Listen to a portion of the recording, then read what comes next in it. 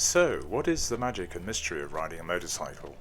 And why is it such an all-embracing passion for the relatively small numbers of road users who ride? Is it the feeling of freedom? Is it the journey itself? Or is it the greater connection with the outdoors? Is it the design of the machine itself that makes us feel good? Well, it's all of these things and more.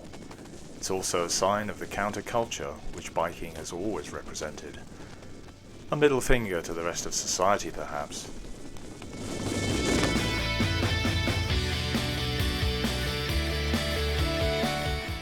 For the greater purpose of understanding our minds, let's just consider, if there is a spiritual side of biking, what are the feelings that we experience and how are they unique to this life passion?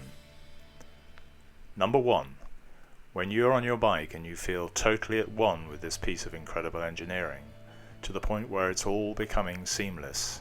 There's no longer any separation between yourself and the bike, and even the road is also part of the same vision.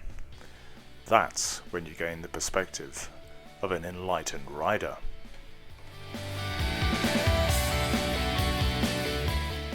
Number two, it's the feeling of being completely in the moment, and that feeling is the only reliable point of reference in our lives because it's always there. Just consider how many of us, when out on a ride, are prone to be mentally absent. We may be for brief spells, but a fully fledged daydream or thoughts of a plan for a new extension are rightly saved for later.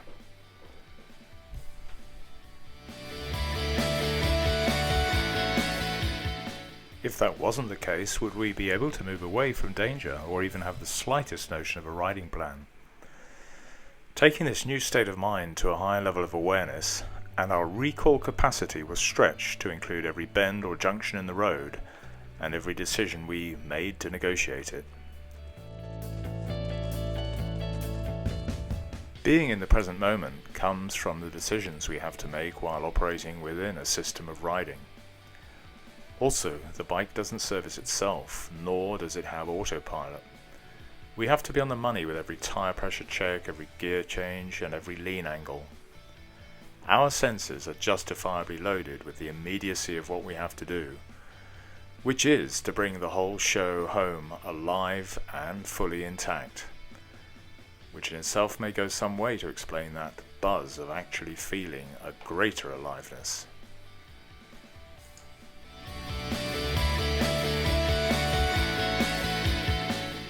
Number three, our experience of this type of mind is really the same as a fully aware mindfulness.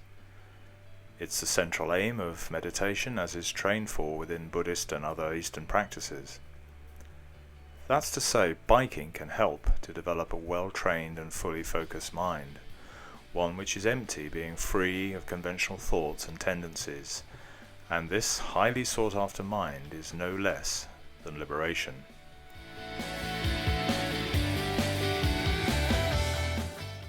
So, if moment-by-moment awareness is a desirable mind to have, then advanced rider training is one way of taking it to new heights. Although the process of learning fresh areas of focus to wrap into a ride may seem counterintuitive, that isn't the case. When these new patterns of ride planning become ingrained, they are drawn on from our subconscious, and so the conscious mind can become still and incredibly focused again.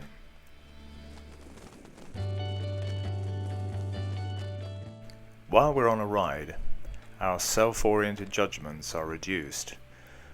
We become more finely tuned to meet the road and traffic conditions we encounter. A mixture of freedom and exhilaration are the inevitable resulting mindset. What arises is a new mental clarity, the experience of being on two wheels, exposed to ever-present danger, but ultimately in full control of our own destiny.